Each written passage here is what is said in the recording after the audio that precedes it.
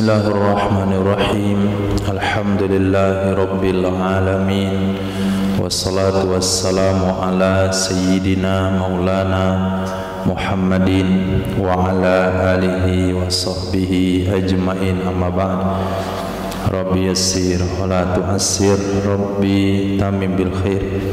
Rabbana asrah lana sudurana wa yassir lana umurana wa umural muslimin wahlul 'uqdatam min lisanina yafqahu qawlana. Qala al-mu'allif rahimahullahu ta'ala wa adama nafa'a bi ulumihi wa barakatihi wa nafahati wa madati wa karamati fid darini amin. Faslu syarti wujubi shaumi Ramadan. Ini adalah satu pasal syarat wajib puasa Ramadan. Maaf, hadza faslun. Ini adalah satu pasal syartu wujubi shaumi Ramadan al-aqlu wal bulugh. Syarat wajib puasa Ramadan adalah berakal dan baligh. Wa hadza yasduku ma'al kufri wal haidi wa ghairihima. Ini terbenar, ini berakal dan baligh itu terbenar bersama kufur dan haid dan selain keduanya. Fala yajibu 'ala as-sabiyyi, maka tidak wajib ia puasa terhadap anak-anak, wal majnuni dan orang gila, li adami taklifihima, karena tidak ada pembebanan hukum kepada keduanya, karena tidak ada taklif bagi keduanya, anak-anak dan orang gila.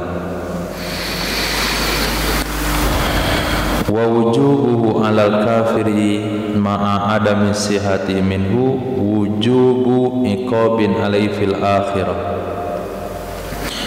Wajibnya puasa Ramadan terhadap orang kafir beserta tidak sahnya puasa dari orang kafir itu wajib hukuman di atasnya kafir pada akhirat kelak.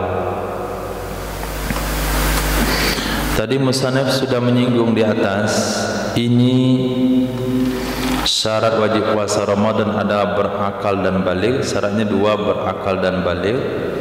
Itu bisa terbenar beserta kafir. Orang kafir yang berakal dan baligh wajib puasa. Itu kesimpulannya. Lalu kalau wajib puasa, kenapa mereka enggak puasa? Kenapa kalau dia tinggal di negara Islam namanya kafir zimmi, kenapa tidak diwajibkan puasa oleh pemerintah Islam? Dijawab oleh musannaf, wujubuhu 'alal kafiri, wajibnya puasa Ramadan terhadap orang kafir serta tidak sahnya puasa darinya orang kafir itu wajib hukuman di atasnya kafir pada akhirat kelak. Jadi orang kafir di akhirat kelak dia dapat hukuman satu karena dia kafir, yang kedua karena dia enggak sholat, yang ketiga karena dia enggak puasa. Ini maksud wajib hukuman. Memang di dunia memang enggak boleh puasa dia dan tidak sah puasa. Tetapi selama dia hidup di dunia dalam kondisi baligh berakal, setiap Ramadan dikumpulkan dosa demi dosa yang akan menjadikan alasan dia dihukum di akhirat kelak. Kama taqarrara fil usul, sebagaimana telah tetap ia demikian di dalam ilmu usul. Nah, tadi kata musannaf yasduku ma'al kufri, juga yasduku ma'al haidhi. Jadi wajib puasa Ramadan syaratnya balik berakal, itu juga berlaku kepada orang berhaid. Nah, juga berlaku kepada orang berhaid. Nah, bagaimana maksud wajib puasa kepada orang berhaid? wa wujubuhu 'alal haidi wan nufasai wal maridi wal musafiri wujubu inqadi sababin. Wajibnya puasa Ramadan ditujukan kepada orang berhaid, kepada orang bernifas, kepada orang sakit, kepada orang musafir. Itu wajib terakad sebab. Wajib terakad sebab puasa. Jadi sebabnya itu sudah ada pada dirinya. Nanti ketika dia sudah tidak musafir lagi, wajib diqadha. Ketika sudah sembuh baru ditunaikan. Kalau selesai nifas dan haid maka wajib dilaksanakan. Itu makna wajib inqad, bukan wajib dilaksanakan. Orang berhaid enggak boleh puasa, haram puasa, tapi wajibnya wajib inqad. Yang jelas siapa saja yang balik berakal wajib puasa. Orang kafir wajibnya wajib iqab. Orang haid dan nifas wajib inqad. Orang yang Islam kemudian tidak berhaid, tidak bernifas, tidak sakit, tidak musafir, wajib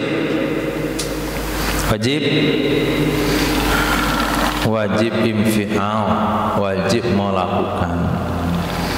Nah, wajib melaksanakan. Kama takarrar fil usuli aidan, sebagaimana tetap ia di dalam ilmu usul juga. Liwujubil qada'i alaihim kama sayati, untuk wajib mengqadha puasa terhadap mereka-mereka yang sudah kita sebutkan tadi. Orang haid, nifas, sakit, musafir, itu sebagaimana akan datang nanti penjelasannya.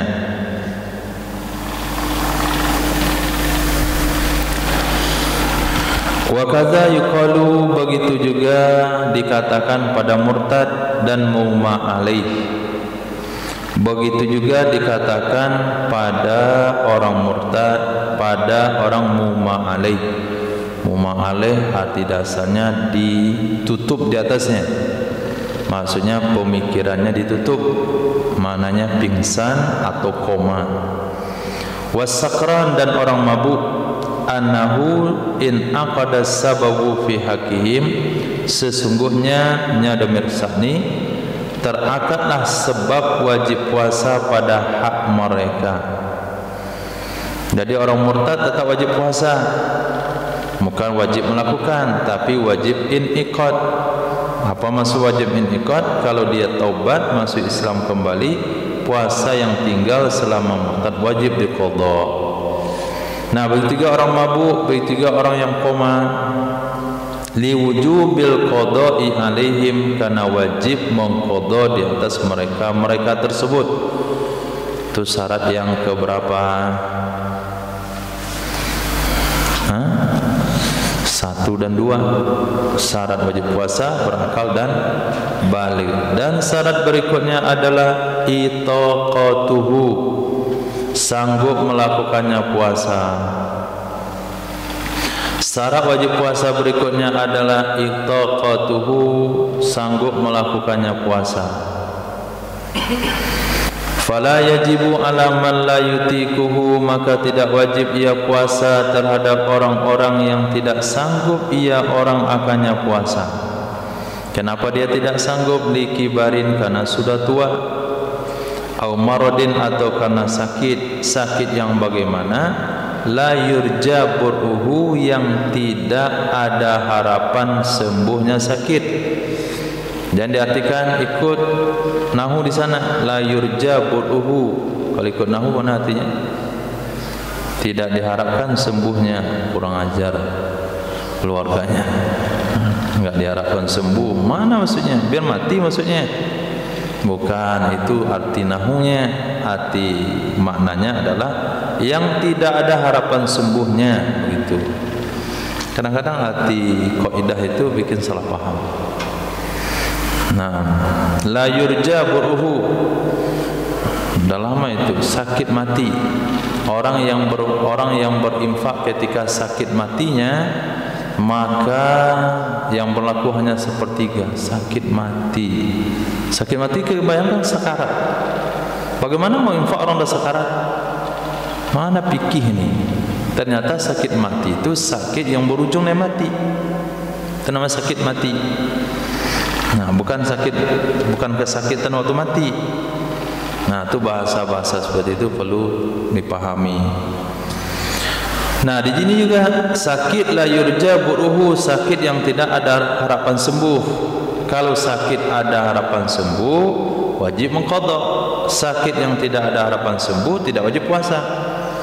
Wajibu alaihi kulla yaumin muddun, wajib di atasnya orang tersebut, orang tua yang tidak mampu puasa, orang sakit yang enggak ada harapan sembuh, kulla yaumin, pada setiap hari, muddun, berapa wajib, oleh membayar 1 mud, kama sayati, sebagaimana akan datang ia. Nanti akan ada lagi penjelasan tentang fidyah. Wa yu'maru bihi as-sabiyyu lis-sab'in, diperintahkan dengannya puasa akan anak-anak lis-sab'in, bagi usia 7 tahun, idza ataqa atoko, apabila sanggup ia anak-anak. Wa fil muhadzabi, di dalam kitab muhadzab, dalam kitab muhazzab, wa yudrabu ala tarkihi li ashrin, dipukul ia seorang anak atas meninggalnya puasa li usrin, bagi usia 10 tahun. Dalilnya mana? Kiasan ala salati, dikiaskan ke salat. Muru sibyanakum bis salati idza balagha 7 sinin, suruh anak-anak kalian solat ketika usia 7 tahun. Wa idza balagha 10 sinin fadribu 'alaiha, kalau sampai usianya 10 enggak solat juga, pukul di atasnya solat. Nah, solat dalam hadis, maka ulama mengkiaskan puasa juga, menutup aurat juga, meninggalkan yang haram juga. Jadi solat disebutkan maksudnya adalah menjalankan perintah Allah, meninggalkan larangan Allah. Anak usia 7 tahun sudah wajib disuruh. Nah, mau pakaikan baju seksi kepada anak perempuan di bawah usia 7 tahun, usia 5, tapi usia 7 tahun dia wajib pakai nutup aurat secara sempurna. Kalau dia mazhab wajib cadar, sudah wajib bercadar.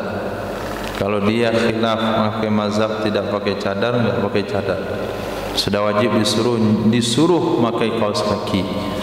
Nah, ketika usianya 10, kalau dia keluar rumah enggak pakai kaos kaki, itu sudah dirotan oleh maknya. Sini, keluar rumah enggak pakai kaos kaki, begitu. Ngobrol dengan laki-laki. Nah, bukan disuruh. Atau ditanya, kamu udah dewasa enggak punya pacar? Nah, itu orang tua gila itu. Enggak tahu aturan. Nah, jadi apa saja dalam kewajiban agama itu dikiaskan kepada sholat, sehingga anak-anak usia 7 tahun tinggal disuruh sholat. Berarti belajar sholat di usia kapan? Sebelumnya dah belajar sholat, dah belajar Al-Fatihah, dah belajar baca Quran. Maka sebaik-baiknya Al-Fatihah itu diajarkan oleh orang tua. Mengaji pandai sama orang tua itu sebaik-baiknya. Kenapa? Karena kalau Al-Fatihah pandai sama guru mengaji, berarti selama anakmu sholat itu ilmu jariahnya sama orang semuanya. Tapi kalau Al-Fatihah bacaan sholat itu pandai pada orang tua, itu jariahnya sama orang tua. Jangan kasih jariah itu sama orang. Ini fasilitas besar ini. Kalau dia pandai ngaji sama orang, biarlah dia enggak ngaji tiap hari.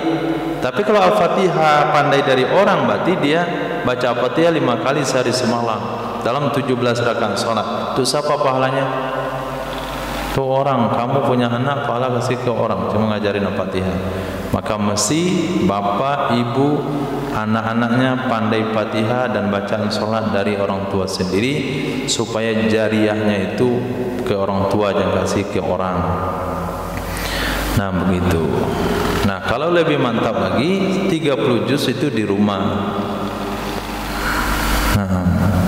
Lebih mantap lagi tafakuh di rumah bersama bapaknya. Bapaknya muhadis al-faqih. Tapi aneh, yang paling gak suka dengan ilmu seseorang adalah keluarganya. Jarang anak-anak yang alim di tangan bapaknya.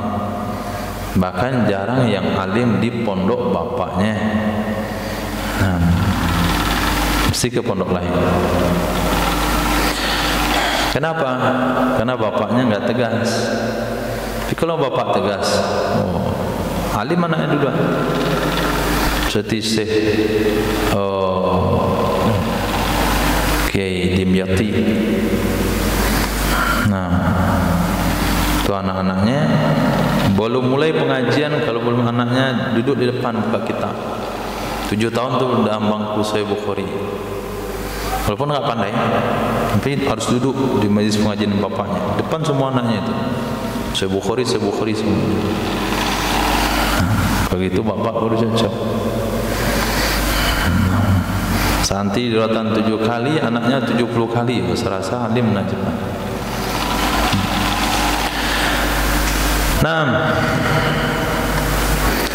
Khair. Problem masyarakat. Maka arahan agama 7 tahun sudah disuruh sholat, berarti sebelum 7 tahun sudah diajarin sholat. Setika usia 10 tahun itu sudah dipukul kalau enggak sholat. Begitu juga tentang puasa. Wa fi syarhihi, di dalam syarahnya, syarah siapa? Muhadzab.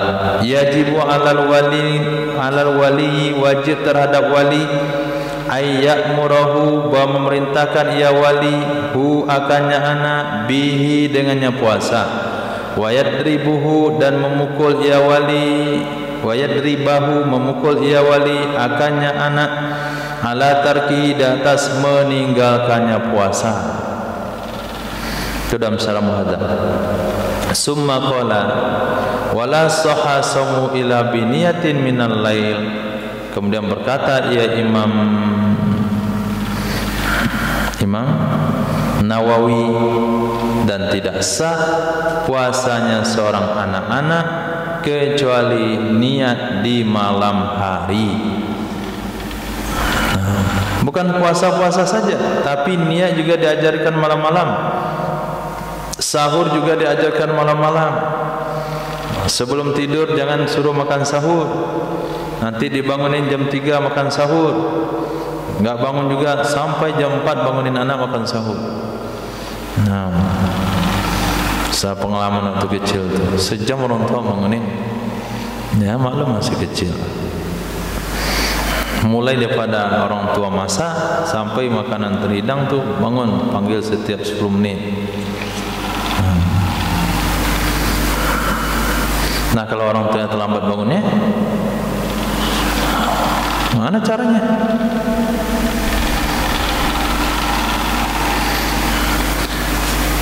Intaha. Wa nazara ba'duhum fil qiyasi bi anna darbahu uqubah. Memandang oleh sebahagian mereka fuqaha di dalam hukum qiyas dengan bahwa sesungguhnya memukulnya anak itu adalah hukuman.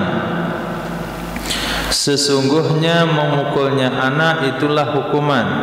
Fayaktasiru fiha, maka mencukupkan ia si ayah, mencukupkan ia si wali padanya hukuman atas tempat waridnya.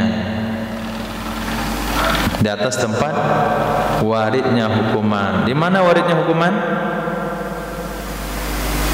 Di mana waridnya hukuman? Warid apa warid? Hah? Datang dalil. Di mana datang dalil hukuman? Di sholat. Nah, maka sebagian fuqaha mengatakan kalau puasa nggak boleh pukul. 7 tahun disuruh, 10 tahun juga disuruh. Nggak boleh dipukul kalau 10 tahun nggak puasa. Kenapa? Karena mukul itu adalah hukuman. Kalau hukuman hanya dibatasi ke tempat yang waridnya saja.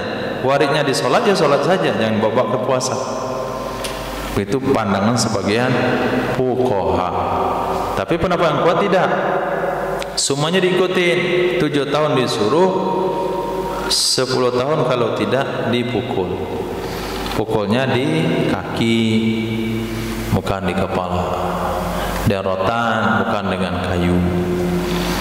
Nah, pokoknya tidak mematahkan tulang, tidak mengalirkan darah, dan tidak menggeser posisi tulang dan menjauhi bagian muka. Di mana itu? Telapak tangan, telapak kaki, di betis, di punggung. Hati-hati kalau di punggung, jatuh bawah punggungnya mati dia. Nah, di pantat, nah, itu lebih tepat. Nah,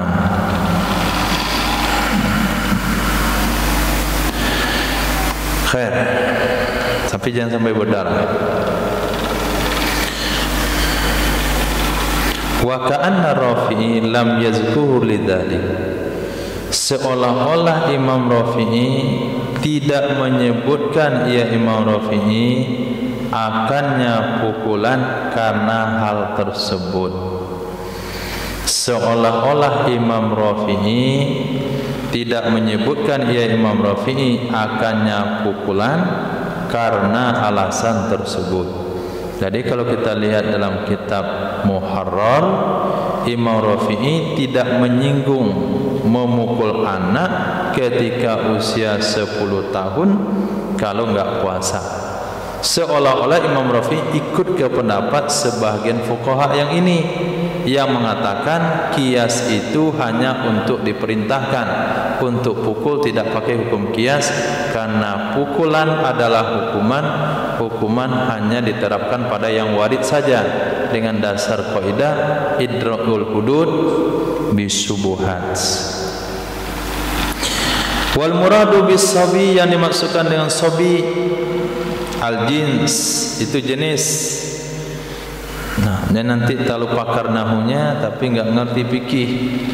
Mana pakar nahu? Yu'maru bihis sabiyu, diperintahkan dengannya akan bayi laki-laki. Bayi perempuan enggak masuk karena fisiknya lemah. Nah, murus sibyanakum. Sibyanakum kan anak laki-laki, bukan anak perempuan. Anak perempuan bebas kehidupannya. Itu nahu yang enggak benar. Nah, kalau cuma nahu saja tidak bisa memahami hukum. Dan memahami hukum perlu kepada nahu saja tidak bisa, perlu kepada syarahan daripada ulama hadis. Apa yang dimaksudkan sobi di sana? Al jins, jenis anak-anak. As-sadiq, terbenar dengan laki-laki dan perempuan. Saking alimnya putrinya, usia 6 tahun dah baca kitab Mahali. Usia 7 tahun disuruh oleh bapaknya salat. Kata anak perempuannya, bapak baca kitab Mahali. Siapa yang disuruh salat? Baca hadis. Siapa yang disuruh salat? Laki atau perempuan? Nak laki kan? Saya anak perempuan. Enggak masuk dalam hukum. Nah, kalau bapaknya enggak punya ilmu, ya sudahlah nak. Kau lebih alim pada bapak. Wa yubahu tarkuhu lil maridi idza wajada bihi dararan syadidan. Dibolehkan meninggalkannya puasa bagi orang sakit apabila merasakan ia orang sakit bihi dengannya puasa akan kemudaratan yang berat. Kemudaratan yang berat. Apa itu definisi dararan syadidan? Wa huwa ma taqaddama bayanuhu fit tayammumi, sesuatu yang telah terdahulu penjelasannya dalam bab tayamum, jauh sekali. Apa Isan? Apa definisi dararan syadidan? Yang karena dibilang jauh sekali itu antum bilang boleh enggak tahu?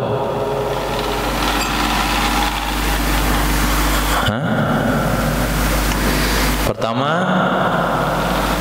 bisa menghilangkan nyawa, itu dararan syadidah. Yang kedua, menghilangkan manfaat anggota. Yang ketiga, lambat sembuh. Yang keempat, menyisakan bekas. Nah, menyisakan bekas nggak masuk di sini. Nah, karena puasa nggak akan menyisakan bekas pada anggota zahir, karena puasa nggak pakai air. Nah, yang dipakai cuma 3 saja. Bisa menyebabkan mati, bisa menyebabkan lambat sembuh, atau menghilangkan manfaat anggota. Itu daran syadidan. Telah terdahulu penjelasannya dalam bab tayamum. Kemudian sakit, in kana mutbiqan falahu tarkun niyah. Kemudian al-maradu sakit, tidaknya mubtada, itu jawab khabarnya tafsir. In kana mutbiqan, jika ada ia sakit itu terus menerus. Jika ada ia sakit itu terus menerus, niscaya falahu tarkun niyah, maka boleh baginya seseorang meninggalkan niat.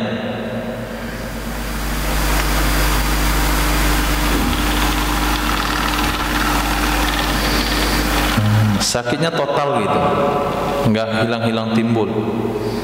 Nah, kalau hilang timbul bagaimana? Wa in kana, itu salah tulis kan kitab saya. Yahlimu, kita tahu apa? Hah? Hah? Yuhammu. Nah. Wa in kana yuhammu, jika ada ya seseorang itu demam ia seseorang.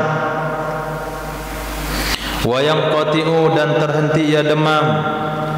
Demamnya itu hilang-hilang timbul, kadang naik panasnya, kadang turun, kadang demam, kadang berhenti. Fa in kana yuhammu waqta syuruq, jika ada ya seseorang itu demam panas pada waktu masuk. Kapan masuk puasa? Dia akhir sahur. Falahu tarkun niyah, maka boleh baginya seseorang meninggalkan niat. Wa illa, jika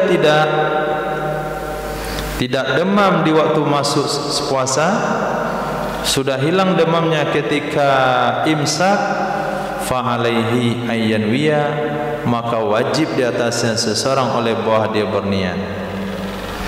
Fa in ada, jika kembali ia demam, wahtaja ilal iftar, dan dia perlu untuk berbuka, aftara, niscaya dia berbuka. Nah, jadi pembahagian sakit berkaitan dengan puasa itu dibagi kepada 2 kategori. Sakit pertama, sakit terus menerus, nggak ada hilang-hilang sakitnya. Maka orang yang sakit terus menerus, maka dia boleh tidak berniat di malam hari. Kalau sakitnya hilang timbul, tergantung. Kalau waktu imsak hilang demamnya, dia wajib niat. Besok ketika terik matahari demamnya datang, perlu makan, silakan makan. Tapi ketika imsak demamnya sudah tinggi, dibangunin sahur, Masya Allah panas badannya, taruh kompres di dahi 5 menit kering. Nah, kalau seperti itu boleh nggak niat langsung? Jelas pembahasan hukumnya. Wa yubahu tarkuhu lil musafiri safaran tawilan mubahan, dibolehkan meninggalkannya puasa bagi musafir akan selaku musafir yang jauh. Berapa jaraknya? 144 kilo mubahan, yang status musafirnya mubah, bukan status haram, status mubah. Kalau mubah saja boleh, apalagi status sunat, apalagi apalagi safar sunat, apalagi safar wajib. Minimal mubah. Fa in tadarrara bihi fal fitru afdalu, maka jika terganggu ia seseorang, merasa mudarat ia seorang dengan puasa, maka berbuka lebih baik. Wa illa, jika tidak mudarat dengan puasa, kalaupun dia safar, dia puasa pun enggak ada masalah. Kenapa enggak masalah? Dari mobil, dari rumah ke bandara AC, masuk ke bandara ruang tunggu, walaupun delay 5 jam 7 jam, tapi masih nyantai. naik pesawat, turun pesawat, jemput lagi mobil, sampai ke rumah, masuk kantor, masuk ke rumah pakai AC, masuk kantor pakai AC, cuman meeting saja di ruangan. Itu sebaiknya puasa lebih baik. Fasaumu afdalu, puasa lebih baik. Tapi kalau dia safar, perjalanannya jauh ke Jawa Timur ke situ, pakai mobil pribadi, enggak ada AC-nya, AC-nya AC alami saja, nyetir sendiri, mobil juga lambat jalannya, cuaca panas, macet.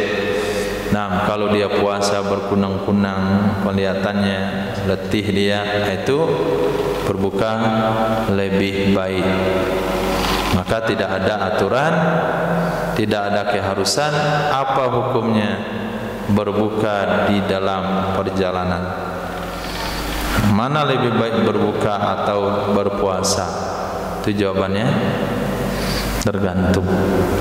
Nah, sebagaimana terdahulu dalam bab salat musafir. Titik. Walau asbahal muqimu shaiman famarida aftara liwujudil mubihi lil iftar. Jikalau berada di pagi hari oleh seorang mukim, walau asbaha, jikalau berada di pagi hari oleh seorang mukim, shaiman hakadan dia berpuasa, famarida lalu sakit ia si mukim, niscaya berbuka ia si mukim, karena ada yang membolehkan untuk berbuka. Tadi malam salat tarawih sehat walafiat, makan sahur masih semangat, pagi-pagi lepas salat subuh demamnya panas, demamnya tinggi. Nah, sakit kepala, badan letih, mual, muntah, asam lambung naik, muntah-muntah dia sampai keluar warna. Itu udah parah muntahnya itu. Ada kuning keluar muntahnya, muntah kuning dia, astagfirullah. Itu kalau muntah kuning itu parah. Itu muntaber namanya. Muntaber, muntah keluar berak, itu muntaber. Nah, maka dia boleh berbuka.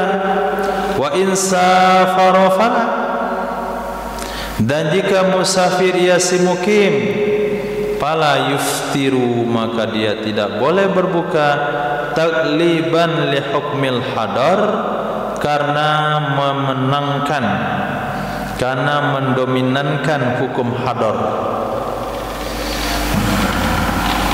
Tadi malam salat tarawih, kemudian makan sahur, kemudian niat puasa, paginya nggak ada niat kemana-mana. Pas jam 9 datang kawan ke Jakarta, yuk. Ngapain ngajak saya Jakarta? Tiket kamu udah saya beliin. Itu apa? Nonton bola. Oh iya. Pergi dia nonton bola sama kawannya ke Jakarta. Boleh dia buka puasa? Tidak boleh. Nah, kenapa? Karena dia pagi-pagi sudah shaim mukiman shaiman. Statusnya mukim dan dia puasa, lalu dia melakukan safar, dia nggak boleh buka. Kenapa?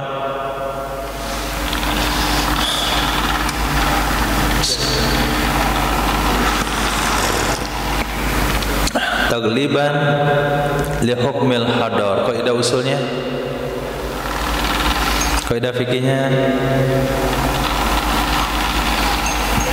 fikihnya, iza jatama'a janibul halal wa haram, ghuliba janibul haram. Iza jatama'a janibul halal, yaitu membolehkan berbuka, wa janibul haram, mengharamkan berbuka, maka dimenangkan janibul haram. Janibul halalnya apa? Dia musafir, halal buka. Janibul haramnya apa? Dia mukim di pagi hari, ngumpul kedua-duanya, mukim sama hadar. Mukim mewajibkan puasa, mengharamkan buka. Safar menghalalkan buka, ngumpul kedua-duanya, ghuliba janibul haram. Itu kaidah usulnya. Maaf, kaidah fikihnya. Wakila menurut pendapat yang kedua yuftiru berbuka ia seseorang karena mentaglib kepada hukum safar. Walau asbahal musafiru wal maridu shaimaini, jikalau berada di pagi hari oleh seorang musafir, wal maridu dan oleh orang sakit, shaimaini hakadan puasa kedua-duanya, summa aradal fitra kemudian menginginkan kedua-duanya akan berbuka, jaza nisya boleh ia berbuka, lahuma bagi kedua-duanya, lidawami uzrihima karena berkekalan uzur kedua-duanya.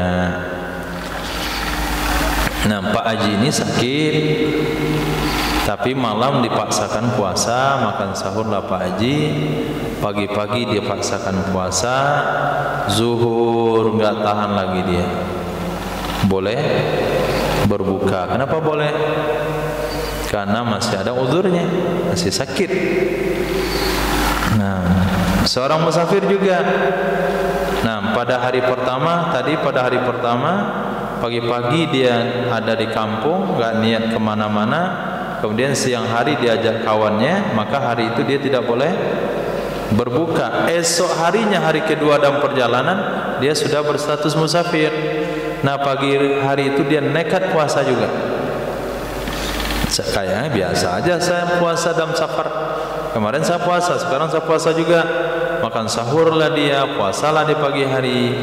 Masya Allah, zuhur mampir kawannya di bebek sawah.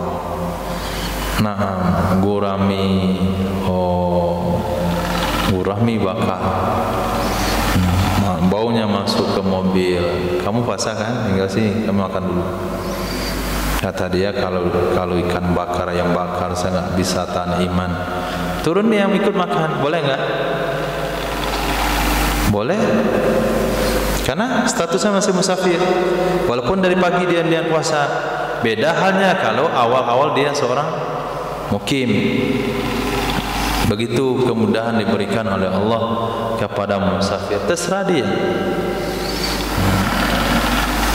Kan sebuah penyesalan juga, kita melewati satu lokasi, kita tidak pernah lewat sebelumnya, mungkin tidak akan lewat lagi setelahnya.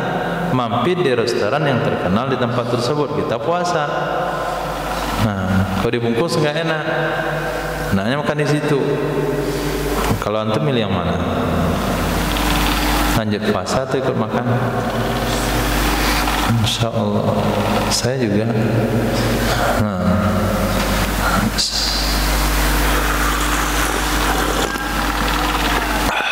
Alhamdulillah. Sedang puasa?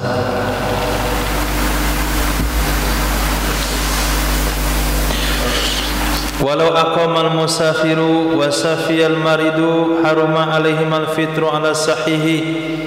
Jikalau sudah mukim oleh seorang musafir, mukim dalam keadaan puasa, wa safiyal maridu sembuh oleh orang sakit, sembuh dalam kondisi dia puasa, niscaya haram di atas keduanya musafir dan orang sakit oleh berbuka menurut pendapat sahih karena sudah hilang uzur kedua-duanya. Nah, musafir ini di pagi hari puasa, zuhur puasa, sore nyampai, kondisinya masih puasa, itu wajib dia melanjutkan puasa sampai maghrib karena alasan dia untuk berbuka nggak ada lagi, karena dia sudah sampai di tempat tujuan. Watsani, menurut pendapat yang kedua, yajuzu lahumal fitru i'tibaran bi awlil yaum, boleh bagi keduanya musafir dan orang sakit oleh berbuka karena yang diperhitungkan adalah di awal hari. Wa idza aftara al-musafir wal maridu qadaya, apabila telah berbuka oleh musafir dan telah berbuka oleh orang sakit, maksudnya tidak puasa, itu mana aftara?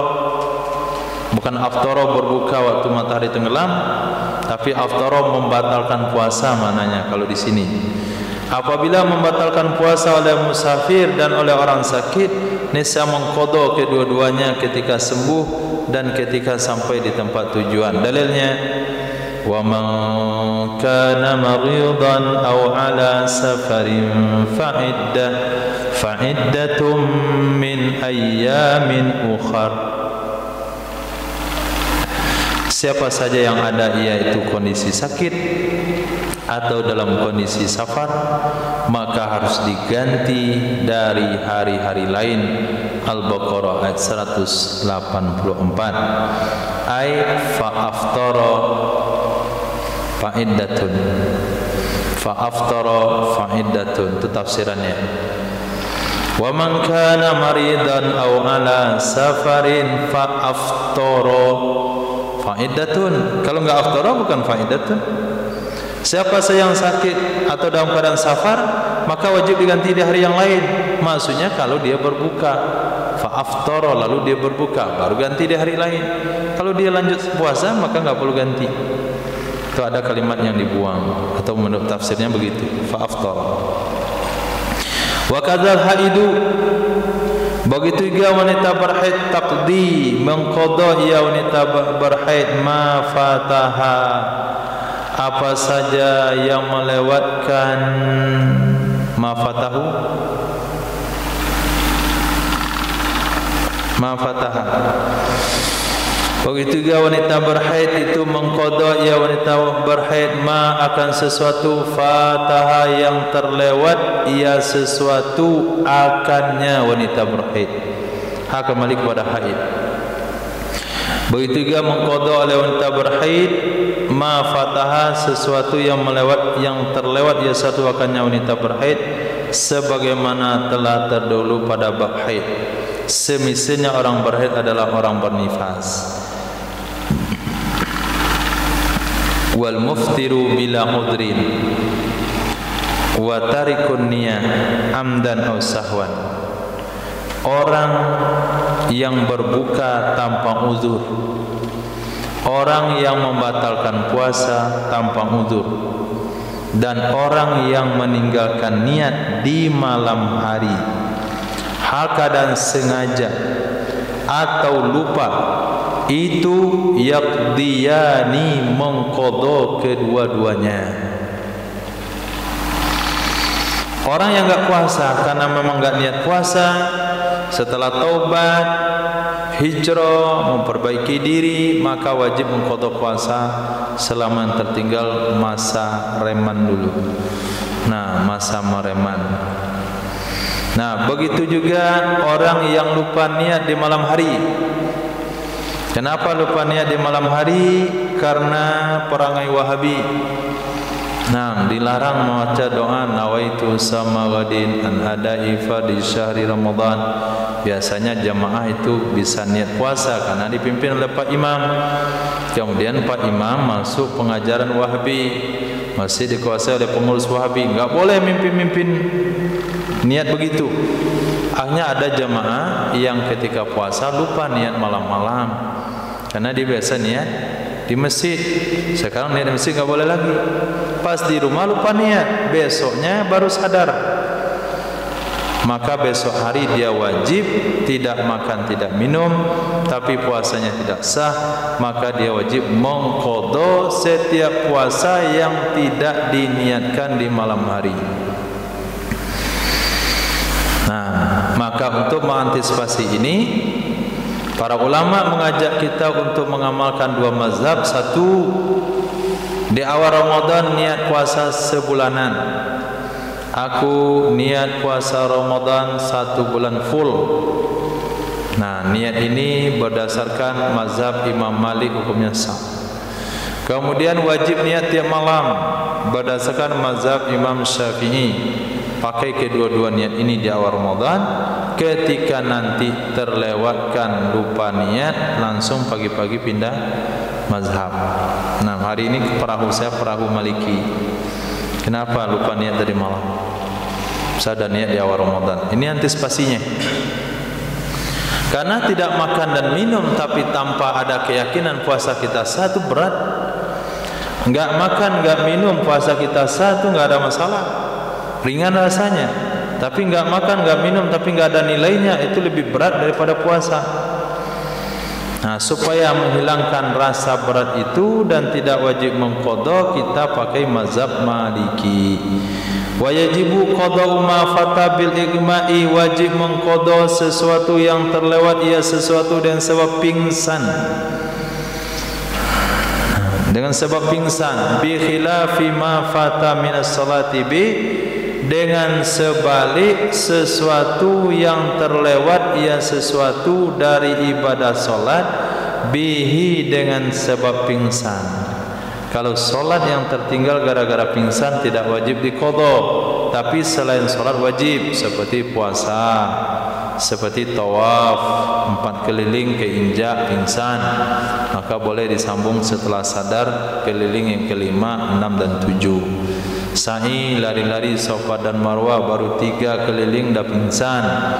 Nah, sadar boleh disambung lanjutin 4, 5 sampai 7 sebagaimana telah terdahulu pada babnya solat. Kenapa solat tidak wajib diqadha gara-gara pingsan atau koma? Lil masyaqqati fiha bitakarruriha, karena sulit mengqadha padanya solat karena berulang-ulangnya solat. Dengan sebab berulang-ulangnya solat, itu sebabnya wanita berhaid tidak wajib qadha solat gara-gara tinggal haid. Tidak wajib mengqadha solat kepada orang nifas yang tinggal solat karena nifas. Kenapa tidak wajib? Karena berat untuk mengqadhanya, karena solat itu berulang-ulang. Tapi kalau Ramadan wajib diqadha itu wajar, karena dia hanya sekali dalam 1 tahun. Kalau solat 5 kali dalam sehari semalam. Beda halnya bagi orang yang sengaja meninggalkan solat bukan karena haid dan nifas, itu wajib diqadha. Nah, pendapat ahlu sunnah wal jamaah, siapa saja yang tertinggal solat ketika balik berakal karena sengaja, bukan karena haid dan nifas, bukan karena pingsan dan gila, bukan karena pingsan dan gila, maka wajib mengqadhanya. Kalau ada pendapat mengatakan tidak wajib mengqadhanya, itu pendapat yang salah dan itu dari pemahaman yang sesat. Nah, wariddah mana di atas?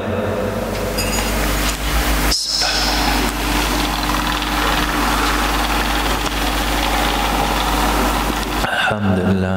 Mana?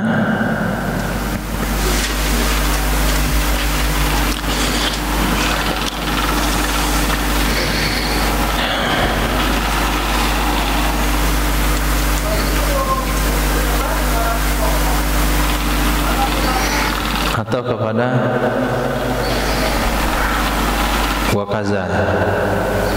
wakazal haidu. Nah, enggak bisa diatap kepada al-musafiru. Kalau safiru iza aftaral murtaddu, tapi wakaza ar-riddatu. Begitu juga murtad dan murtad. Artinya yajibu qada'u ma fataha, wajib mengqadha apa saja yang terlewat ia biha dengan sebabnya murtad, idza ada ilal islami, apabila dikembali masuk Islam. Wa kadza sakru, begitu juga mabuk, yajibu qada'u ma fatah bihi, wajib mengqadha sesuatu yang terlewat ia sesuatu bihi dengan sebabnya mabuk. Nah, mabuk itu maksudnya mabuk dengan sengaja ya.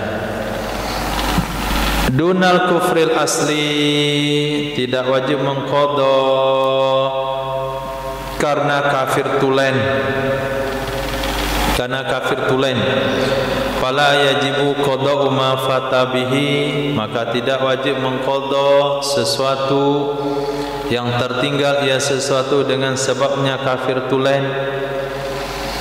Idza aslama, apabila masuk Islam ia orang kafir. Kenapa orang murtad wajib mengqadha ketika kembali Islam? Kenapa orang kafir tulen enggak wajib mengqadha ketika masuk Islam? Jawabannya targhiban fil Islam wa tarhiban fir riddah. Nah, memotivasi untuk masuk Islam, kemudian mengancam untuk murtad. Tarhiban murtad itu enggak ditulis di situ. Targhiban fil Islam. Kalau sekiranya orang masuk Islam wajib mengqadha juga, banyak orang enggak mau masuk Islam. 60 tahun dia masuk Islam, berarti dia akan qadha dari usia 16. 45 tahun dia solat, 1 tahun 360 hari, 1 hari 5 solat, 5 kali 360, 1800 solat. 1800 solat kali 10 tahun 18.000 solat kali 20 tahun 36.000 solat. Itu baru 20 tahun. Dia 45 tahun. Berarti 36.000, 72.000 sampai 10.000 kali solat. Katanya jangan jadi masuk Islam. Nah, enggak jadi dia masuk Islam. Akhirnya kekal dalam neraka. Nah, tapi demi motivasi dalam Islam, al-Islamu yajubbu ma qabla. Tenang, Islam itu menghapuskan dosa apa saja yang kamu buat sebelumnya. Zakat enggak perlu qadha, puasa enggak perlu, solat enggak perlu, tahajud enggak perlu, puasa enggak perlu, apapun yang kamu lakukan sebelumnya, baik meninggalkan perintah maupun mengerjakan larangan, masuk Islam nol kembali. Seperti bayi yang baru dilahirkan. Naam, dunas siba wal junun. Tidak wajib mengqadha karena anak-anak. Ini gawat juga nih. Kamu atau anak-anak kan enggak salat kan? Berapa tahun kamu jadi anak-anak? 14 tahun katanya. 14 tahun kamu wajib qadha salat. Enggak ada syariat kayak gitu. Dan itu juga gila. Fala yajibu qadha ma fata bihima, maka tidak wajib mengqadha apa saja yang terlewat ia bihima dengan keduanya, anak-anak dan gila. Kenapa tidak wajib diqadha? Li adami mujibihi, karena tidak ada yang mewajibkannya.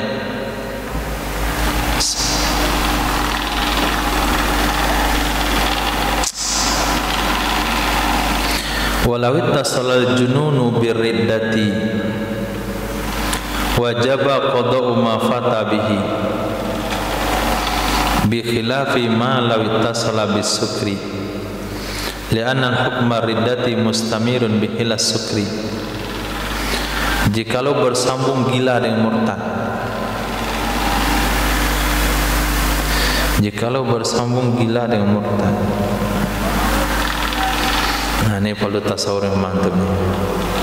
Jikalau bersambung gila dengan murtad, niscaya wajib mengqadha sesuatu yang tertinggal, ia sesuatu dan sebabnya gila. Dengan sebalik sesuatu, dengan sebalik kejadian, lawit tasala bis sukri, kalau bersambung ia gila dengan mabuk. Dengan sebalik kalau bersambung ia gila dengan mabuk. Karena hukum murtad itu berkelanjutan dengan sebalik hukum mabuk. Nah, boleh cerita tasawurnya bagaimana?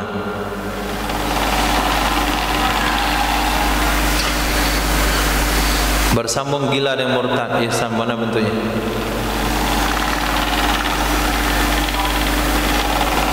Ya, bersambung gila dan murtad.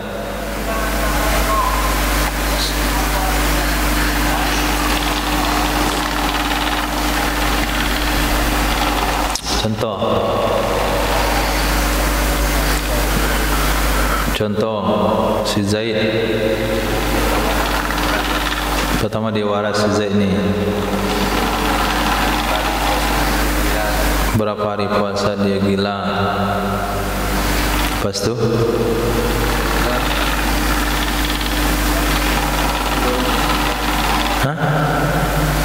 lepas tu gila sadar dia, sembuh hati. Lepas itu murtad dia, bersambung tu namanya. Bersambung tu, berpisah itu. Gila sembuh, murtad tu pisah dah, sembuh. Ini bersambung.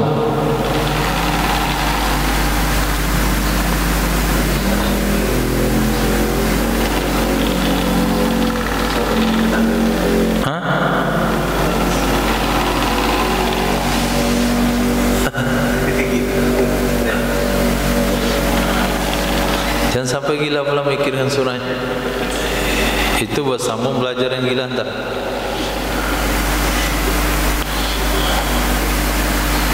Abu bersambung gila sama murtad doang. Apa jadi problem bagi antum? Masalahnya di mana? Kejadiannya bersambung gila dengan murtad, nyambung. Mana dulu, gila atau murtad?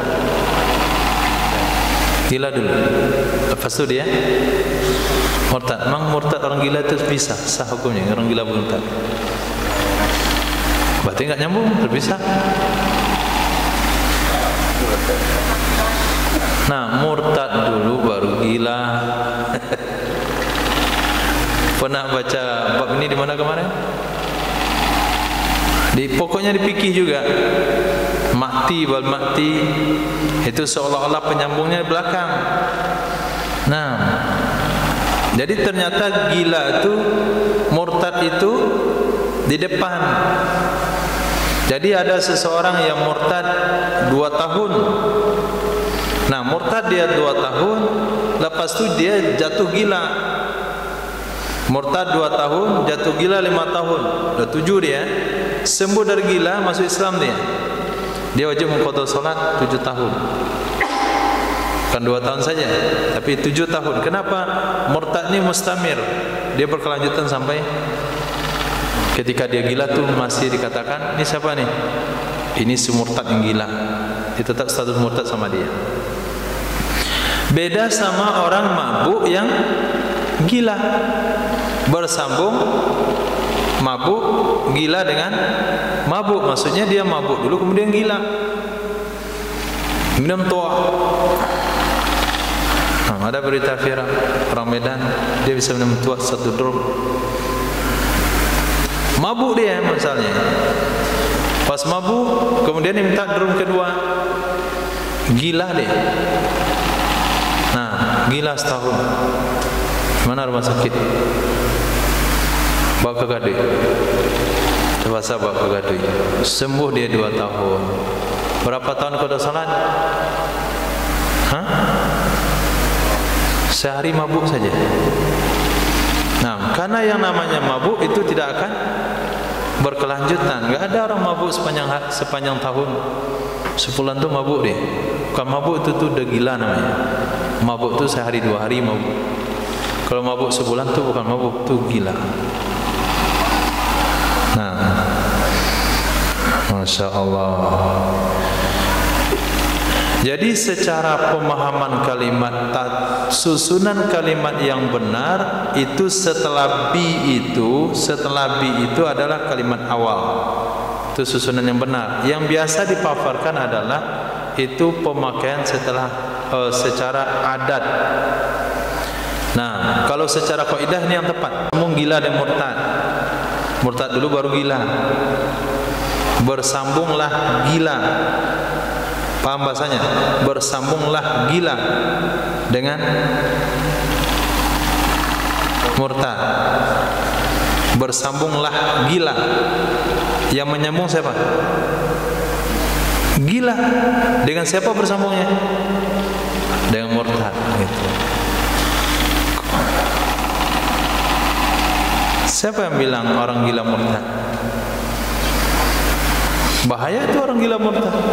Ada orang gila sujud-sujud dari patung jadi murtad. Ya jelas orang gila enggak dimakan hukum. Kenapa bilang murtad?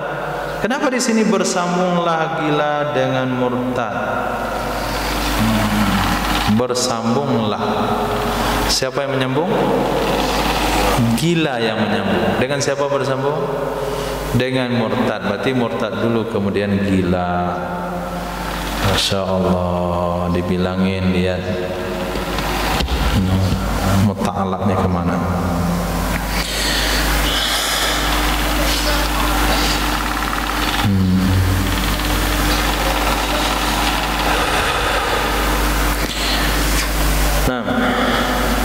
Wa idza balagha as-sabiyyu bin nahari sha'iman, jikalau telah balik apabila telah balik seorang sobi di siang hari iman hakadan puasa bi annawa lailan dengan bawa berniat ia sobi pada malam hari wajaba alaihi nisa wajib di atasnya sobi itsmamuhu menyempurnakannya puasa bila qada'in tanpa perlu mengqadha.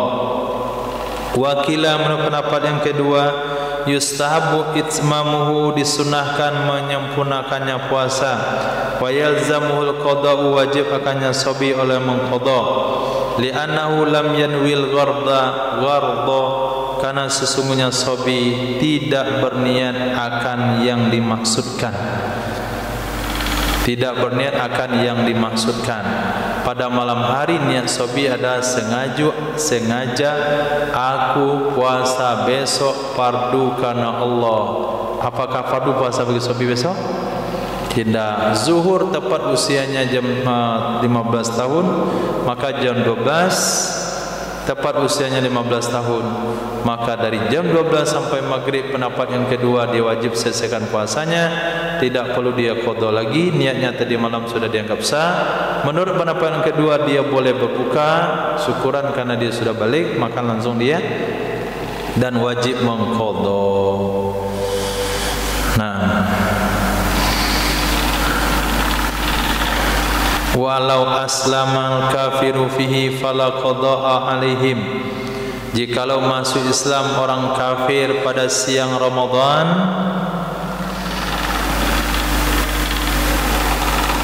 tinggal walau balagha sabiyyu fihi muftiran, jikalau telah balik seorang sobi fihi padanya Ramadan, keadaan sobi itu tidak puasa, au afaqal majnunu fihi atau sembuh orang gila padanya bulan Ramadan, padanya siang Ramadan, au aslamal kafiru fihi atau masuk Islam oleh orang kafir padanya siang Ramadan, niscaya empat hal di atas la qada'a alaihim, tidak ada kewajiban qada di atas mereka menurut pendapat ashab. Kenapa tidak wajib qada? Li'anna ma adraku minhu la yumkinuhum saumuhu, karena sesungguhnya sesuatu yaitu waktu dan masa yang mendapati mereka kembali kepada orang balik, sobi, kafir dan orang gila. Karena sesungguhnya sesuatu yang mereka dapati akannya minhu darinya Ramadan itu tidak memungkinkan akan mereka oleh mempuasakannya. Walam yu'maru bil qada'i, tidak diperintahkan mereka dengan mengqadanya. Tidak wajib puasa pada hari itu, tidak wajib mengqadanya, karena waktu yang didapatkan untuk puasa hanya sebahagian hari saja. Wasani yalzamuhum qada'u, pendapat yang kedua wajib akan mereka oleh mengqadha sebagaimana wajib akan mereka oleh solat apabila mereka mendapati dari akhir waktunya solat ma la yasauha, sesuatu yang tidak mencukupi ia waktu akannya solat. Pas dia masuk Islam 5 menit di penghujung waktu zuhur. Sebentar.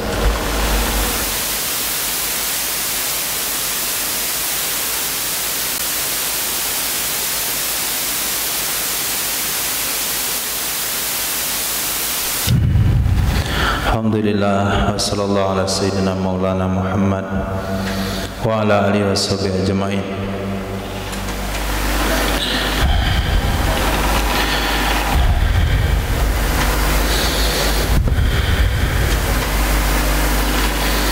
Wala yalzamuhum imsaku baqiyatin nahari fil asahi, tidak wajib akan mereka anak-anak yang baru balik, orang gila yang baru sembuh,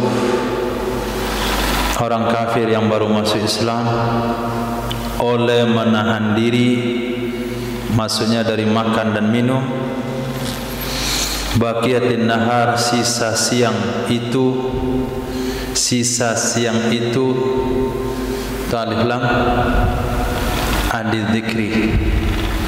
Nah, siang yang mana? Ya siang di mana dia sembuh, siang di mana dia Islam, siang di mana dia balik.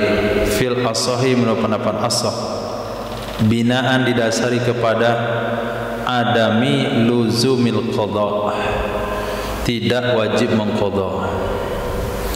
Wasani mabniun ala luzumi, pendapat yang kedua itu didasari kepada wajibnya mengqadha. Berarti pendapat kedua mengatakan orang yang balik di siang hari Ramadan dalam kondisi tidak berpuasa wajib menahan diri dari makan dan minum sampai malam. Begitu juga orang yang Islam, begitu juga orang gila yang baru sembuh.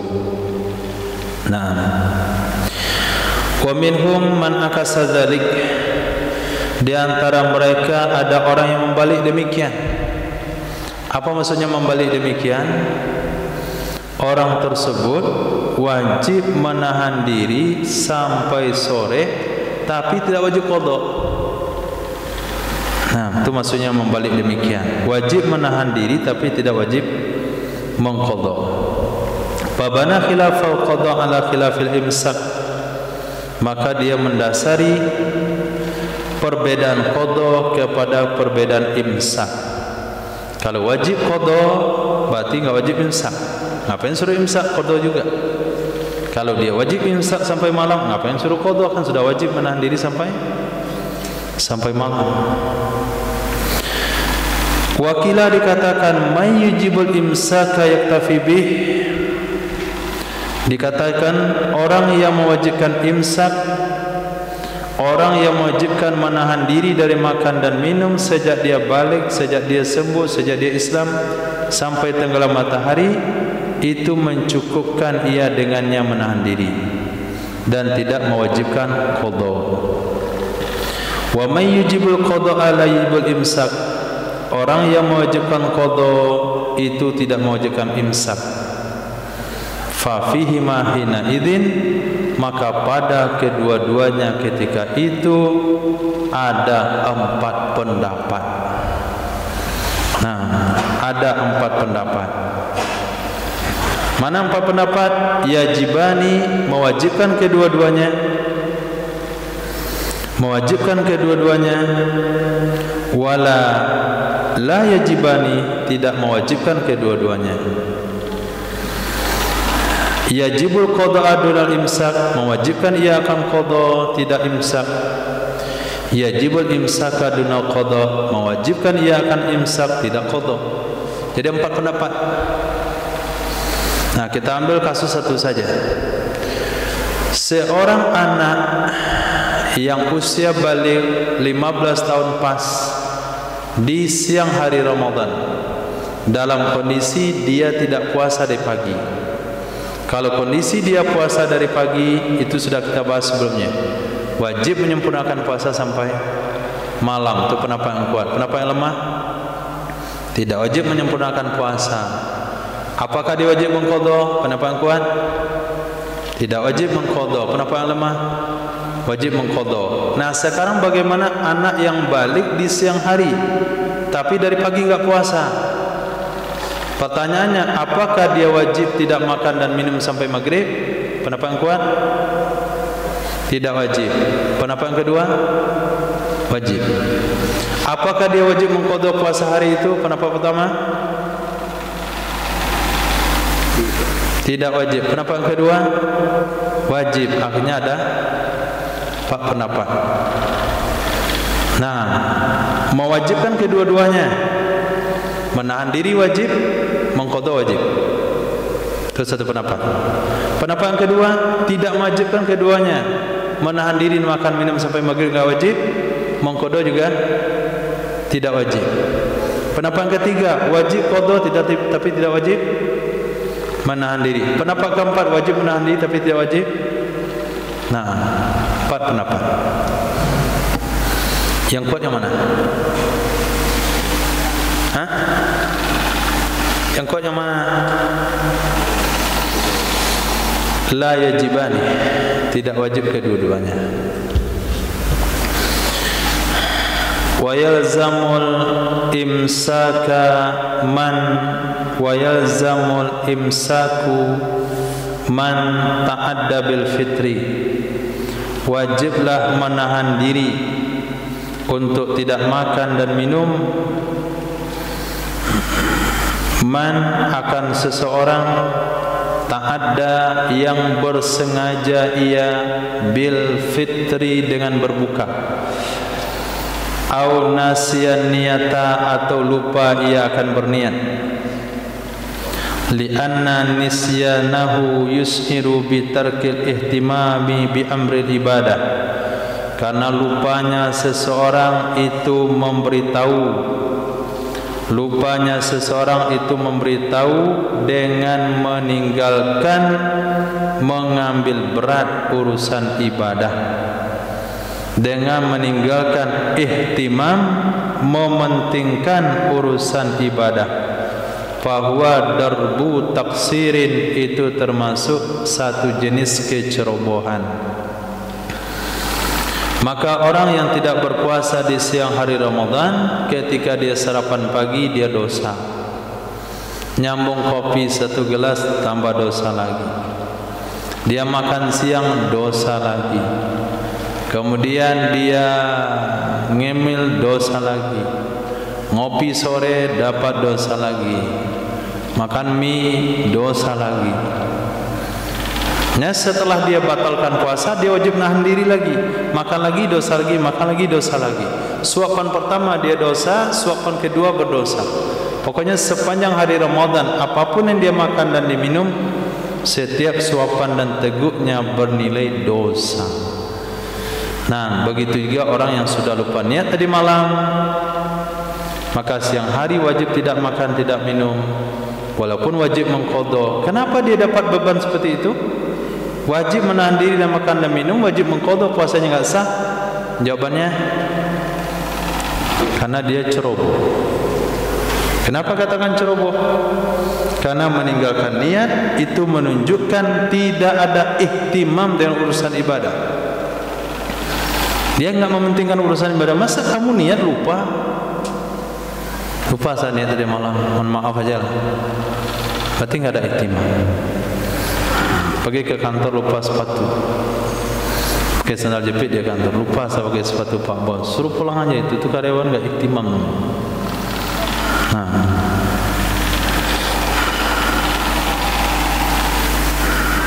tapi kalau lupa barang-barang yang jarang itu wajar. Tapi lupa perkara-perkara penting ini enggak wajar. Mandi lupa sabun. Tapi kalau lupa sabun habis wajar. Tapi kalau lupa bawa sabun itu kan aneh. Naam. La musafiran wala maridan zala uzruhuma ba'dal fitri. Atau kemana? Man ta'adda. Mana ulang amil? Yalzamul imsak, tapi pakai la. Wala yalzamul imsaku musafiran, tidak wajib menahan diri dari makan dan minum terhadap musafir. Wala maridan, tidak juga terhadap orang sakit. Zala uzruhuma, yang sudah hilang uzur kedua-duanya. Kapan hilang uzurnya? Ba'dal fitri, setelah berbuka. Maksudnya setelah membatalkan puasa. Bi'an akala, dengan bahwa telah makan kedua-duanya. Tadi malam niat puasa, pagi sakit ditahan, duha sakit ditahan juga, zuhur memuncak sakitnya, makan dia. Selesai makan, turun demamnya, sembuh dia. Nah, apakah wajib menahan diri sampai maghrib? Jawabannya tidak. Begitu juga musafir. Musafir dalam safarnya dia tidak puasa, dia makan, dia minum sampai di kampung halaman zuhur. Nah, apakah dia wajib menahan diri? Tidak, boleh dia makan. Itu makna la yalzamul imsak musafiran maridan zala uzruhuma ba'dal fitir. Ai la yalzamuhumal imsaku, tidak wajib akan keduanya musafir yang sudah sampai di tujuan, orang sakit yang sudah sembuh oleh menahan diri dari makan dan minum, akan tetapi disunahkan akan ia imsak demi menghormati waktu. Fa in akala, maka jika makan kedua-duanya orang sakit atau si musafir, fal yukhfiyahu, maka hendaklah menyembunyikan kedua-duanya orang sakit dan musafir akannya makan, likai la yata'arrada, supaya tidak mendatangkan kedua-duanya bagi kecurigaan dan hukuman dari raja. Nah, hukuman dari raja. Siapa yang tahu kita musafir? Berhenti di pasar raya situ, pulau Ramadan, siang-siang, sambil nunggu angkot. Nah, sambil nunggu angkot, antum minum es tebu. Nah, pulang daripada salat zuhur dari masjid Taqwa Muhammadiyah, beli itu nenas depannya, tu makan sambil nunggu angkot, pakai jubah, pakai peci. Apa kata orang tu? Rata balik dunia, kaki ameh lah. Tu Pak Ustaz puasa. Nah, akhirnya menimbulkan kecurigaan, karena kita orang nggak tahu kita musafir, padahal kita baru sampai. Nah, baru sampai dalam perjalanan 3 hari 3 malam yang lalu. Tak kenapa sampai pasar raya. Nah, itu jalur mana dia lewat? Mungkin dia ke Padang, dia mendarat di apa? Di Bandara Medan. Cuma dia mau turun di Padang.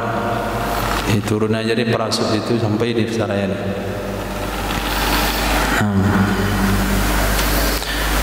Nah, jadi ditutupi, walaupun kita uzur ditutupi. Sakit, siapa yang tahu kita sakit? Enggak semua sakit bisa dideteksi. Karena sakit yang beralasan untuk harus makan itu kadang-kala sakit yang tidak nampak kesannya di luar. Kenapa bapak itu enggak sakit? Dia sakit. Sakit mana? Bisa dia jogging. Jogging itu adalah salah satu terapi dia biar sembuh.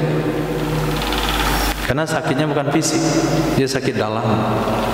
Kalau dia enggak makan, kambuh penyakitnya. Itu enggak lihat. Salat ke Masjidil Haram bawa kursi dia. Nah, sampai rumah joget-joget. Kita lihat kenapa bapak itu ya pergi ke masjid, bawa kursi kencang aja jalannya. Taruh kursinya dia saf, dia salat duduk. Berlari bawa kursi bisa, tapi salat kok duduk. Nah, pernah saya sampaikan dalam satu muzakarah, apa kata bapak tuh awak menang karena iman. Nah, itu kata bapak itu. Kata bapak itu memang orang lihat kita bisa jalan, tapi kalau ruku itu rasa putus tulang pinggang katanya. Oh, itu ternyata. Jadi terjawab problem saya selama ini muskilat. Bingung bapak ini bisa bawa kursi, tapi pas salat kok duduk di atas kursi. Tadi dia bisa bawa kursi di rumah, tentang kursi kan berat itu. Bisa dia jalan, tapi pas salat duduk. Ternyata jawabannya adalah ketika dia ruku dia naik lagi ke atas tuh nggak bisa. Kok jalan lurus aja bisa, tapi asal tundukkan badan roboh di ke bawah. Ternyata kunci-kunci tulangnya itu nggak bisa bengkok-bengkok lagi, lurus. Kalau nggak lurus, kalau berdiri aja lurus saja di bawah. Dipakai turun naik itu nggak bisa lagi. Nah, itu namanya muskil yang kita nggak tahu dari luar. Nah, begitu juga lah dalam kondisi orang sakit, mungkin menurut nasihat dokter dia harus makan, tapi harus disembunyikan makannya. Makan di kamar. Mentang-mentang sakit makan di teras. Nah, khair. Fa'in akala walau zala uzruhuma qabla an yakula, jikalau hilang uzur kedua-duanya, jikalau hilang uzur kedua-duanya, musafir sama si sakit, kapan hilangnya? Qabla an yakula, sebelum makan kedua-duanya, walam yanwiya, dan tidak berniat kedua-duanya, lailan, di malam hari, fakadha, maka begitu juga boleh makan, boleh minum. Artinya la yalzamuhumal imsak, tidak wajib akan keduanya oleh menahan diri menurut pendapat mazhab. Li'anna man asbaha tarikal liniyah faqad asbaha muftiran, alasannya karena sesungguhnya seseorang yang berada di pagi hari hal keadaan dia meninggalkan niat, hal keadaan dia meninggalkan niat, niscaya itu maka sungguh dia berada di pagi hari muftiran, hal keadaan dia tidak berpuasa. Fakana kama lau akala, maka ada ia orang yang tidak berniat sebagaimana kalau dia makan. Wakilah menurut pendapat yang kedua, yalzamuhuma imsaku, wajib akan kedua-duanya oleh menahan diri, hurmatan lil yaumi, karena menghormati hari. Wa minhum man qata'a bil awali, di antara mereka ada ulama yang menegaskan pendapat pertama. Enggak ada khilaf di sana. Mengkotok pendapat pertama yaitu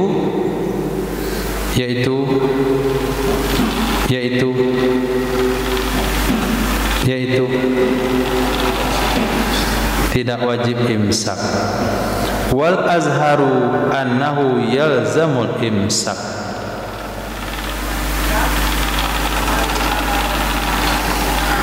Wa azharu annahu yalzamul imsaku man akala yawmas syakki summa sabata kaunuhu min Ramadan. Menurut pendapat azhar, sesungguhnya wajib oleh imsak, wajib menahan diri dari makan dan minum akan orang yang telah makan pada hari ragu pakai G, summa sabata kaunuhu min Ramadan, kemudian resmi ditetapkan keadaannya hari ragu dari bulan Ramadan. Masya Allah.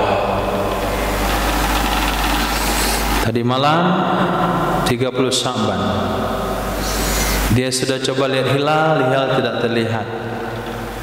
Dia tunggu sidang isbat, belum ada informasi sidang isbat. Nah, ketika detik-detik sidang isbat, kotanya habis, nggak bisa dapat informasi kapan Ramadan. Besok jam 9 beli kota. Dia di handphone ada pengumuman Menteri Agama. Nah, tadi malam siaran ulang, besok adalah 1 Ramadan. Astagfirullah, dia ada makan. Nah, menurut dia ada ahli syak, apa yang harus dilakukan? Imsak, wajib menahan diri sampai maghrib, tapi wajib mengqadha juga. Wasani la yalzamuhu, pendapat yang kedua, tidak wajib ia menahan diri akan yang seseorang, li uzrihi, karena uzurnya seseorang, sama dengan musafir yang baru sampai ke tempat tujuan ba'dal akli, setelah makan. Wa faraqal awwalu, membedakan oleh pendapat pertama, bi annal akla fi safari mubahun ma'al ilmi, sesungguhnya makan sesungguhnya makan di dalam safar itu hukumnya mubah beserta tahu itu bulan Ramadan, beserta tahu bi annal yauma min Ramadan, sesungguhnya hari ini termasuk Ramadan. Bi khilafil akli fi misyaki, dengan sebalik makan pada hari ragu. Enggak bisa kamu kiaskan yaum masyak dengan musafir yang baru datang daripada safarnya. Musafir yang makan di siang hari Ramadan itu dalam kondisi dia sadar itu adalah Ramadan. Makan itu pilihannya. Tapi orang yang makan pada hari Syak, dia dalam kondisi tidak tahu itu Ramadan, ternyata terbukti Ramadan. La ibrata bizani al-bayini khata'uhu. Tidak diperhitungkan prasangka yang terbukti salah, maka dia wajib imsak, menghormati bulan Ramadan, wajib mengqadha karena dia sudah makan dan tidak niat di malam hari. Nah, itu bedanya. Walau bana annahum min Ramadan qabla al-aqli, jikalau terbukti sesungguhnya hari Syak itu termasuk Ramadan sebelum dia makan. Tadi kan setelah makan, sekarang sebelum makan, maka menceritakan oleh Imam Mutawalli tentang wajib menahan diri akan 2 kaul. Kalau tanya sama Imam Mutawalli, bagaimana pendapat Imam Syafi'i? Kondisi hari Syak yang terbukti itu Ramadan, tapi orang belum makan. Kata Imam Mutawalli, 2 pendapat Imam Syafi'i di situ. Ada yang bilang wajib menahan diri, ada yang bilang tidak. Dan menegaskan oleh Imam Mawardi dan sekelompok ulama yang lainnya biluzumih, dengan wajibnya menahan diri. Wa imsaku baqiyatul yaumi min khawasi Ramadan, menahan sisa hari itu termasuk keistimewaan bulan Ramadan. Menahan diri di sisa hari itu termasuk keistimewaan bulan Ramadan dengan sebalik nazar dan qadha. Nah, kalau kita puasa nazar, sekarang kita niat puasa nazar, kemudian kita sengaja makan, maka batalah puasa nazar. Setelah makan itu boleh makan sampai maghrib, enggak wajib menahan diri. Kita sekarang qadha puasa Ramadan, kemudian batal puasa kita karena sengaja atau tidak sengaja, maka setelah batal kita boleh makan, enggak haram. Yang haram makan setelah makan, haram makan setelah batal puasa, itu hanya untuk bulan Ramadan saja. Fala imsaka ala mu'tadin bil fitri fihima, maka tidak wajib menahan diri terhadap orang yang bersengaja bil fitri, membatalkan puasa pada keduanya nazar dan qadha. Summal mumsik laisa fi saumin, kemudian orang yang menahan diri tidak dianggap sedang puasa. Orang yang menahan diri di siang hari Ramadan, dalam pembahasan yang telah disebutkan tadi, musafir yang baru sampai, sakit yang baru sembuh, kafir yang masuk Islam, anak-anak yang balik, wanita haid yang suci, itu kan semua menahan diri, maka dia tidak dianggap sedang puasa. Maksudnya apa? Falawir takaba mahzuran fala syai'a alaihi siwal ismi. Jikalau dia melakukan sesuatu yang dilarang, jikalau dia melakukan perkara yang diharamkan, maka tidak ada kewajiban di atasnya kecuali hanya dosa. Misal hari Syak. Nah, hari Syak terbukti itu adalah bulan Ramadan, dan dia dari pagi sudah makan atau tidak makan. Kita ikut pendapat wajib menahan diri sampai maghrib. Zuhur dia jima misalnya, apakah kena kafarat dia? Kena kafarat? Kena kafarat. Nah, di garis bawahi kalimat itu, al-mumsik laisa fi saumin. Orang menahan diri tidak dianggap sedang puasa, maka enggak ada kafarat. Nah, enggak ada kafarat. Apapun dosa yang diharamkan dilakukan, itu dendanya hanya dosa saja, enggak ada kafarat-kafaratnya. Karena al-mumsik laisa fi shaum. Begitu juga di siang, di pagi hari Idul Adha, kita disunahkan untuk imsak sampai salat dilaksanakan. Maka kita tidak dikatakan puasa, karena puasa pada hari itu haram. Kita cuma disunahkan imsak. Nah, menahan diri untuk tidak makan dan minum sampai sholat Id selesai. Alhamdulillah, cukup sampai di situ. Ada pertanyaan? Tafadhol. Standar sakit ketika puasa, bolehnya membatalkan puasa. Ada saya Ustaz ya. Satu Ustaz lebih. Ini ketika sakit itu cuma ditusuk jarum katanya. Itu boleh pilihan, boleh membatalkan puasa atau menahan. Iya. Sudah dihitung sebagai sakit. Dari Al-Quran. Iya. Apakah benar seperti itu? Ustaz dengar informasi atau baca di kitab? Itu dari kitab atau dari penyampaian? Nah, itu Ustaz Zahiri namanya. Nah, imamnya Daud Az-Zahiri, fikihnya fikih muhalla. Nah, itu mazhab yang tidak diakui daripada 4 mazhab. Kenapa? Karena Az-Zahiri itu maknanya ya menghukum sesuatu zahirnya. Jadi kalau dikatakan sakit, wa man kana maridan, siapa dalam kondisi sakit? Saya sakit. Kenapa? Nada bisul di telinga. Dikatakan sakit. Ketusuk jarum, sakit. Pokoknya asal sakit. Nam jaru alaihi hukmul marid. Apapun sakitnya berlaku di atasnya hukum orang sakit. Itu betul pendapat itu. Betul dari pendapat Imam Daud Az-Zahiri. Tapi ulama, jumhur ulama tidak membenarkan alasan itu. Nah, kenapa tidak dibenarkan? Karena ada standar sakit yang yang diberikan rukhsah, ada standar yang tidak diberikan rukhsah. Nah, standar-standar itu dibuat oleh ulama berdasarkan ijtihad. Nah, Daud Az-Zahiri ini, Imam Daud Az-Zahiri, beliau tidak memaham sampai ke situ. Artinya tidak memakai sampai ke situ mazhabnya. Mazhab yang zahir-zahir saja. Nah, kalau debat sama mereka itu kita kalah. Karena argumen yang paling kuat dalam debat itu Daud Az-Zahiri.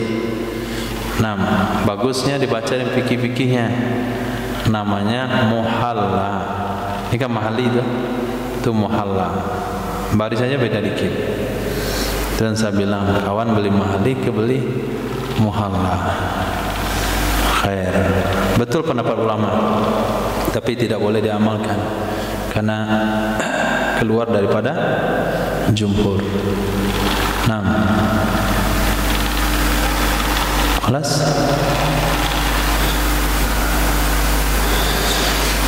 Oke, kita baca asbah wan nadhair.